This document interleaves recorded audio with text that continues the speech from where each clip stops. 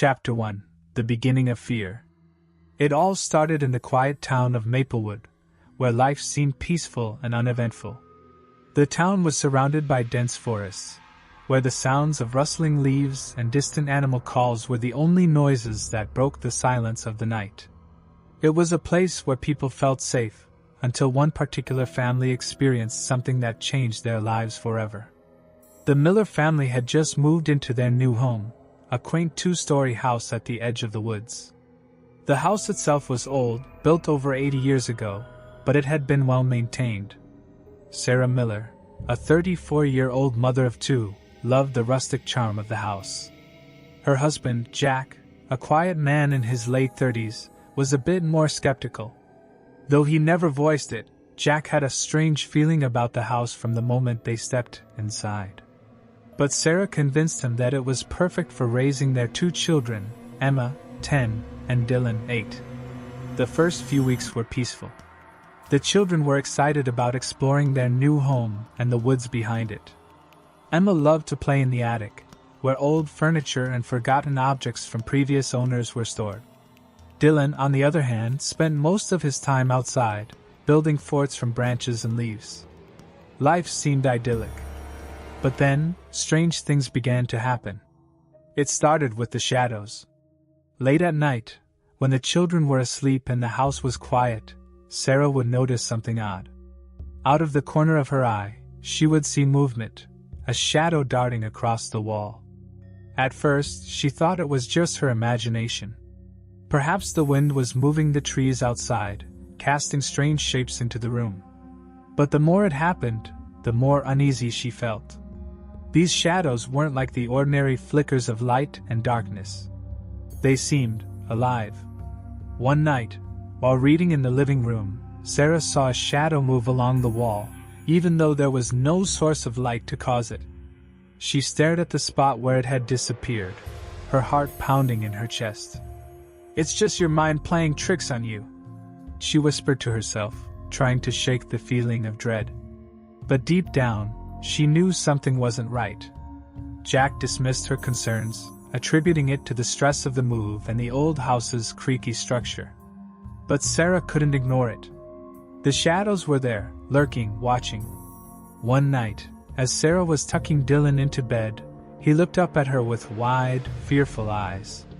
"Mom," he whispered, "there's something in the woods."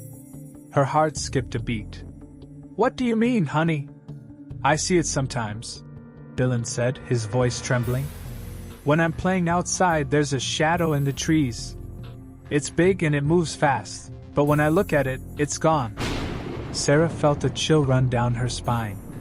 "It's probably just your imagination, sweetheart," she said, trying to reassure him, though she wasn't sure she believed it herself. Dylan shook his head.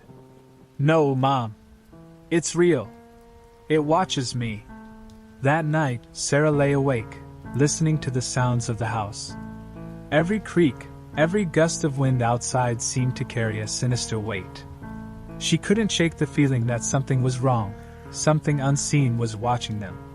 Chapter 2: The Nightmares Begin. As the days went on, the strange occurrences escalated. Emma, once so full of energy and curiosity, began having nightmares. She would wake up in the middle of the night, screaming, her eyes wide with terror. "It's in the room!" she would cry, pointing toward the corner of her bedroom. "The shadow is in the room!" Each time, Sarah and Jack would rush in, only to find nothing but darkness.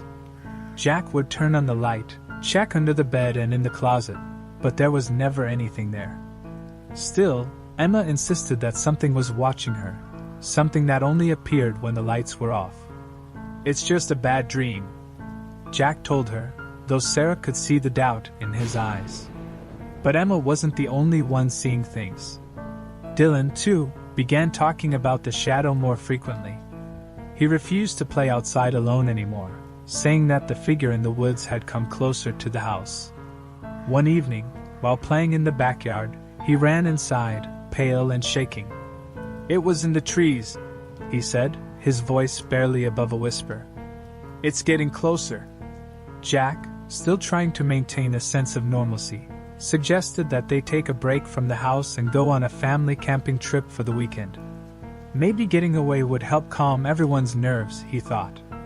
Sarah agreed, though she couldn't shake the feeling that the shadow, whatever it was, wouldn't leave them alone so easily. The camping trip was supposed to be a chance for the family to relax and enjoy time together. They drove to a campsite about 2 hours away, deep in the mountains. The kids seemed excited, and for the first time in weeks, Sarah felt a sense of peace. Maybe Jack was right. Maybe they just needed a break from the house. But the peace didn't last long. On the second night of their trip, after the kids had gone to bed, Sarah and Jack sat by the campfire, enjoying the quiet of the woods. As they sat in silence, Sarah thought she saw something move in the darkness just beyond the firelight. It was quick, a flicker of shadow, but it was enough to send her heart racing. "Did you see that?" she asked, her voice tight with fear. Jack frowned, looking in the direction she had pointed. "See what?" Sarah shook her head, trying to dismiss it. "Nothing. I guess I'm just jumpy." But Jack could tell she was still scared. "It's okay," he said, putting his arm around her. "We'll figure this out when we get home." That night, as Sarah lay in the tent next to Jack, she couldn't sleep. The woods, once peaceful, now felt ominous. Every rustle of leaves, every crack of a branch sent her mind spiraling into panic. She kept her eyes open, watching the tent walls, convinced that at any moment, the shadow would appear. And then, just as she was finally starting to drift off, she saw it, a dark shape moving outside the tent. It was tall, much taller than any person, and it moved with an unnatural, jerky motion. Sarah's breath caught in her throat as she watched it pass by the tent. It didn't make a sound, but the air around it seemed to grow colder. She wanted to scream, to wake Jack, but fear kept her frozen in place. All she could do was watch as the shadow slowly disappeared into the woods. The next morning, Sarah was pale and exhausted. Jack noticed her unease and asked what was wrong, but she couldn't bring herself to tell him what she had seen. She didn't want to believe it herself. Maybe it was just her mind playing tricks on her. But deep down, she knew it wasn't over. The shadow had followed them. Chapter 3: The Unseen Stalker. When the Millers returned home from their trip, the atmosphere in the house was even worse than before. The children were constantly on edge, and Sarah could feel the presence of something lurking in every corner. The shadows seemed darker, more menacing, and the feeling of being watched had grown stronger. Dylan refused to sleep in his room anymore, insisting that the shadow was standing outside his window at night. Emma's nightmares became more frequent, and she started sleepwalking, wandering through the house in the early hours of the morning. Each time, Sarah would find her standing in the living room, staring at the front door as if waiting for someone, or something, to come inside. One night, while Sarah was up late working in the kitchen, she heard a soft knock at the back door. She froze, her heart pounding in her chest. It was well past midnight, and there was no reason for anyone to be outside. Slowly, she crept toward the door, her hand trembling as she reached for the doorknob. But before she could open it, she heard a low whisper coming from the other side. "Sarah." The voice was faint, barely audible, but it was enough to send a wave of terror through her body. She backed away from the door, her mind racing. Who or what was outside? The knock came again, this time louder, more insistent. And then, without warning, the door burst open, slamming against the wall with a force that shook the entire house. Sarah screamed, stumbling backward as the shadow rushed inside. It was tall and shapeless, its form flickering like smoke. It moved with a speed and aggression that was unlike anything she had ever seen before. Just as quickly as it had entered, the shadow disappeared, leaving the door wide open and the house eerily silent. Sarah collapsed onto the floor, her body shaking with fear. She knew now that this was no ordinary haunting. This thing, this shadow, was hunting them. And it wasn't going to stop until it had claimed them all. Chapter 4. The hunt intensifies. After the terrifying encounter at the back door, Sarah knew she had to take action. She couldn't keep dismissing what was happening, and she couldn't let her family suffer in silence any longer. The shadow was no longer just lurking in the corners or outside, it had made its way inside their home. And the fear that gripped her heart told her this was only the beginning. The following morning, Sarah confided in Jack, telling him about the voice and the shadow that had burst into the house. She expected him to remain skeptical, as he had throughout most of this ordeal. But to her surprise, Jack's face paled, and he grew silent for a long time. "I've seen it too," Jack finally admitted, his voice low. "I didn't want to scare you or the kids, but it's real. I've seen the shadow, especially at night. It watches us, Sarah." Sarah's stomach tightened. "Why didn't you say anything? I thought it was stress, or maybe something we could explain away. But now, I don't know what this thing is." The truth was out, and for the first time, the couple sat together in shared fear. Jack suggested they bring in an expert, someone who could explain the strange occurrences or even bless the house. Sarah reluctantly agreed, though deep down, she wasn't sure if anything could drive away the darkness that had settled over their lives. That same afternoon, Jack reached out to a local priest, Father O'Reilly, who had experience with strange and unexplainable phenomena. The priest agreed to visit the house the next day, offering to perform a blessing and speak with the family.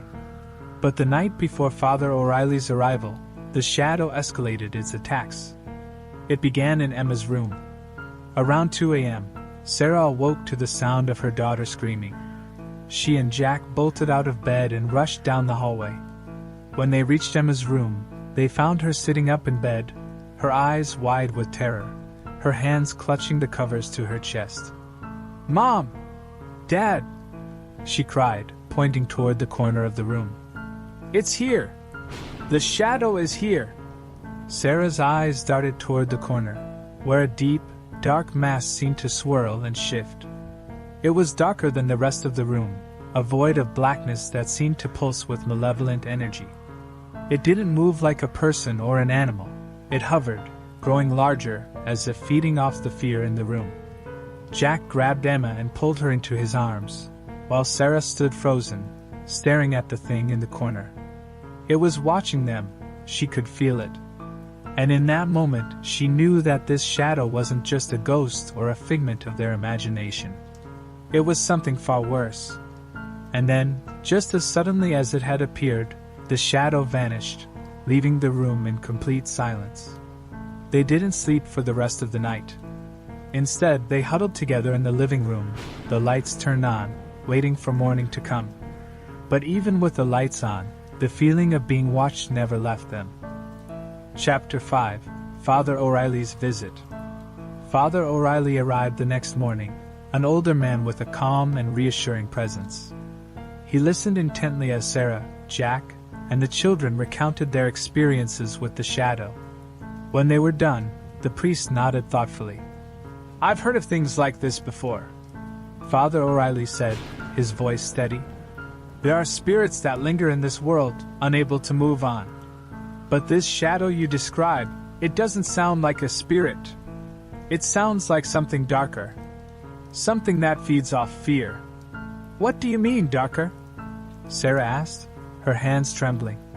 "There are entities," the priest continued, "that exist in the shadows.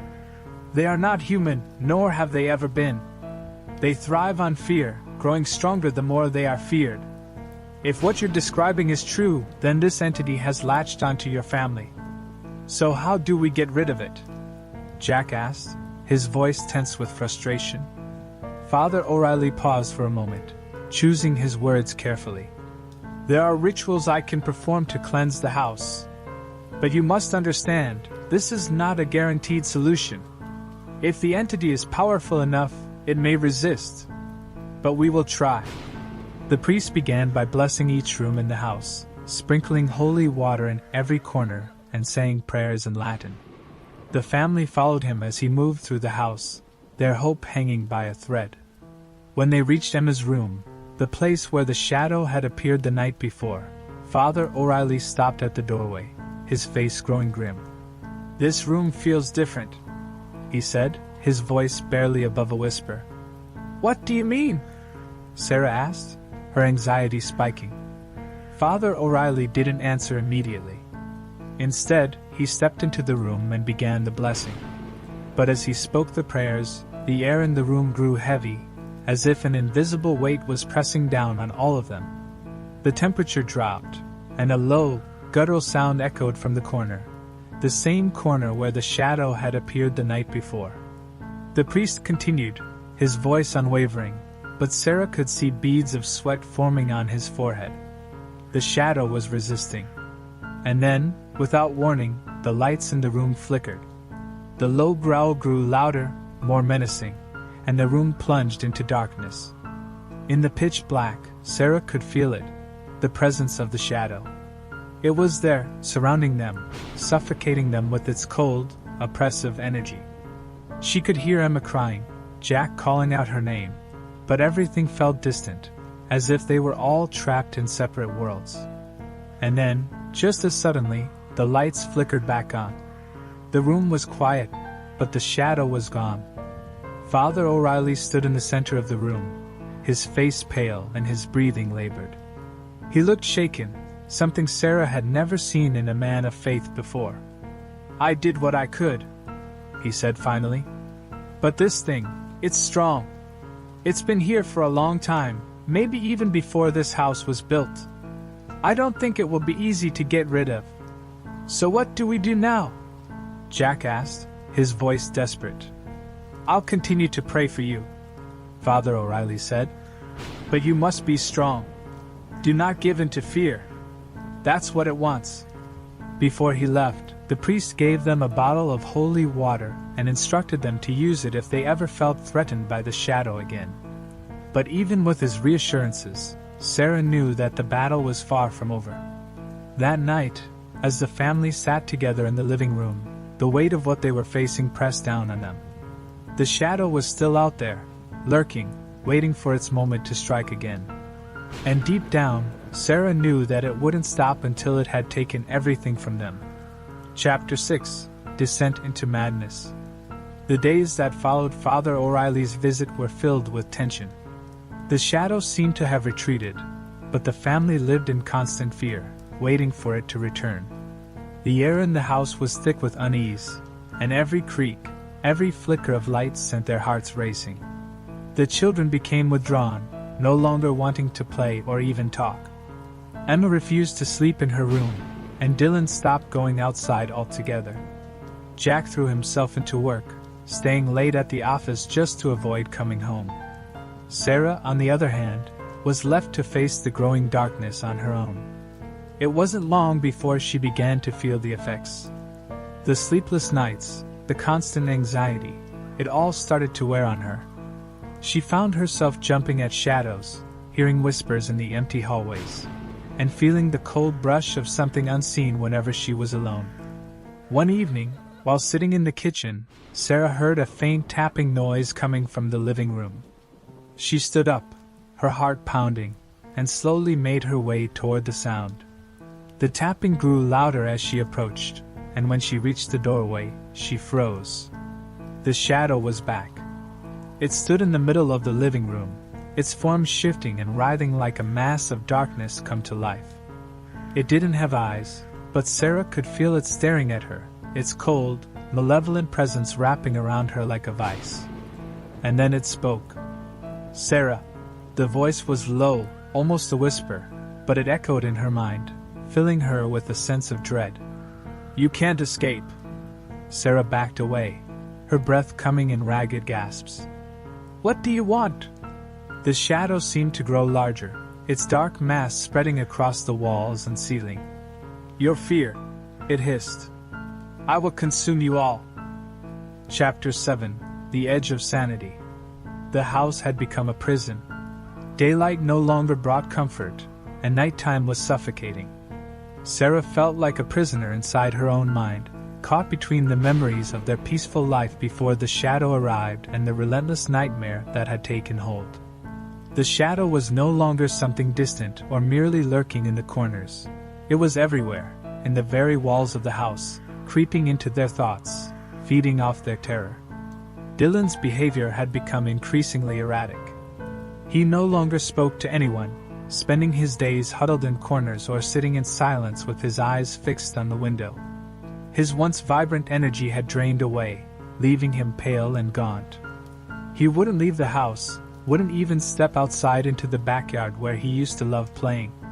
One evening, as Sarah was preparing dinner, Dylan appeared at her side without warning, his face expressionless. "Mom, it's inside me," he whispered, his voice so flat it didn't sound like him. Sarah dropped the knife she was holding, her heart racing. "What are you talking about, honey?" she asked, trying to stay calm. Dylan just stared at her, his eyes wide and unblinking. "The shadow. It's inside me now." Panic surged through her, and she knelt in front of her son, gripping his shoulders. "No, Dylan. It's not inside you. You're just scared. We're all scared, but we'll figure this out." He looked past her, his gaze unfocused, distant. "It talks to me in my head. It tells me things. Bad things. I don't want to listen, but it won't stop." Sarah felt a chill crawl up her spine.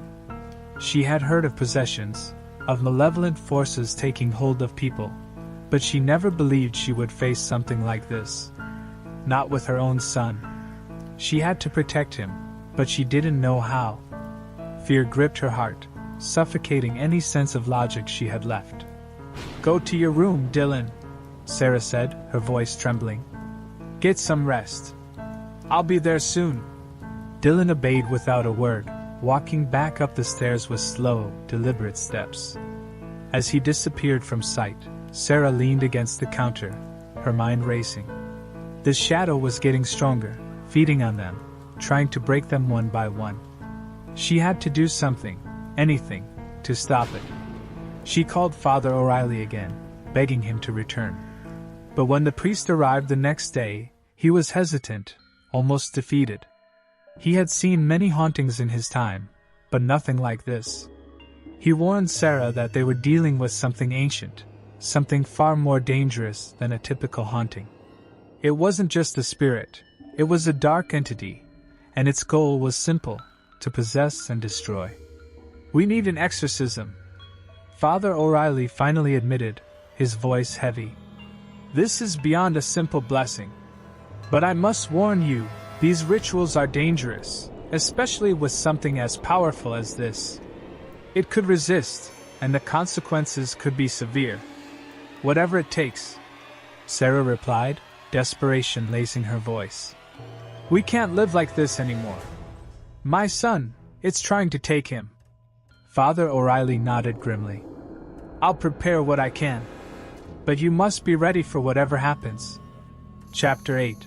The ritual begins. The following night, Father O'Reilly returned with another priest, Father Martinez, an exorcist who had dealt with dark entities before. Together, they prepared the house for the ritual. The windows were covered, holy water was sprinkled throughout the rooms, and sacred relics were placed at key points in the house. The family was instructed to stay together in the living room, to not leave no matter what they saw or heard. Sarah held Emma and Dylan close, her heart pounding with fear.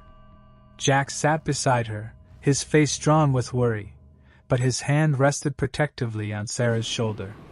The two priests began the exorcism, chanting prayers in Latin, their voices rising and falling in rhythm as the atmosphere in the house shifted. At first, nothing happened.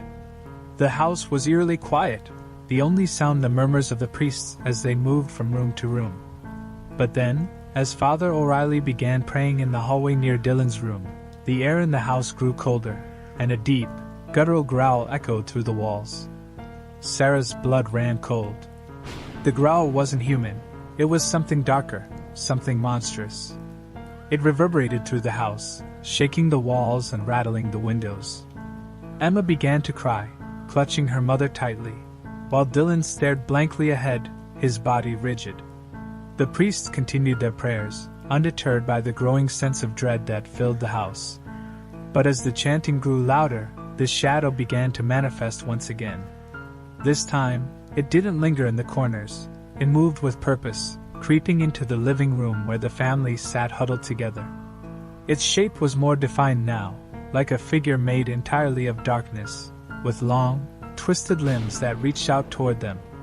The air grew thick with malevolence as the shadow loomed over them. Sarah could feel its presence, could hear its whispers in her mind, telling her to give in, to surrender. But she resisted, tightening her grip on her children. Then Dylan spoke. "It's here," he said in a low, monotone voice. "It's inside me."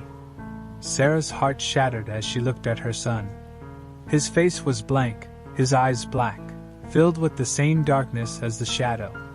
The entity had taken hold of him, just as it had warned. Father O'Reilly rushed into the room, holding a crucifix high. He approached Dylan cautiously, reciting the prayers with renewed intensity. But as he drew closer, Dylan's body began to convulse violently, as if something inside him was fighting to break free. The shadow grew, swirling around Dylan, engulfing him in its darkness. Father O'Reilly placed the crucifix on Dylan's forehead, and the boy let out a blood-curdling scream that shook the entire house. The lights flickered, and the shadow recoiled, but it didn't disappear. It clung to Dylan, resisting the exorcism with every ounce of its strength. Sarah watched in horror as her son writhed on the floor, his face twisted in agony. "Please!" she cried, tears streaming down her face. "Help him!" Father Martinez joined Father O'Reilly, their voices growing louder as they pressed on with the exorcism. The air crackled with energy, and the shadow began to shriek, a horrible, inhuman sound that pierced through Sarah's soul. It was fighting back, trying to hold on to its grip on Dylan, but the power of the ritual was wearing it down. And then, with a final, deafening scream, the shadow was ripped away from Dylan's body, dissipating into the air like smoke. Dylan collapsed, unconscious, as the house fell silent once more. The exorcism had worked. But even as the shadow disappeared, Sarah couldn't shake the feeling that this wasn't over. Chapter 9: The Final Stand. In the days following the exorcism, the house seemed calmer, as if a heavy weight had been lifted. Dylan slowly recovered, though he was weak and shaken. He had no memory of what had happened, but the darkness in his eyes was gone. Emma, too, seemed more at ease, and the nightmares that had plagued her stopped. But Sarah remained on edge. She couldn't shake the feeling that the shadow had only retreated, not been vanquished. She kept hearing whispers in the night, faint but persistent, telling her it wasn't over. The house felt quieter, but not entirely safe. Then, one night, as Sarah sat alone in the kitchen, she saw it again. The shadow was back. It didn't loom or rush toward her as it had before. Instead, it lingered, a small, almost insignificant flicker in the corner of the room. But Sarah knew what it meant. The exorcism had only driven it away temporarily. It was still here, watching, waiting for the right moment to strike again. And then the voice spoke, low and insidious. "I will never leave." Sarah's heart sank. The entity wasn't gone. It was still in their lives, still feeding off the remnants of their fear. And she knew then that they would never truly be free. The shadow had become part of their home, part of their family, and no amount of rituals or prayers could drive it away completely. Epilogue: The darkness that lingers. The Miller family left their home 2 months after the exorcism. They moved to a different town, far away from Maplewood, in the hope that they could leave the nightmare behind. The house was sold to a new family, unaware of the horrors that had once taken place within its walls. But even after they left, the Miller family could never truly escape the shadow. It followed them, lurking in the corners of their new home, appearing in their dreams, whispering in the night. It was always there, a dark presence that would never let them go. And so, the shadow continued to stalk them, an unseen force that would haunt their lives forever. The end.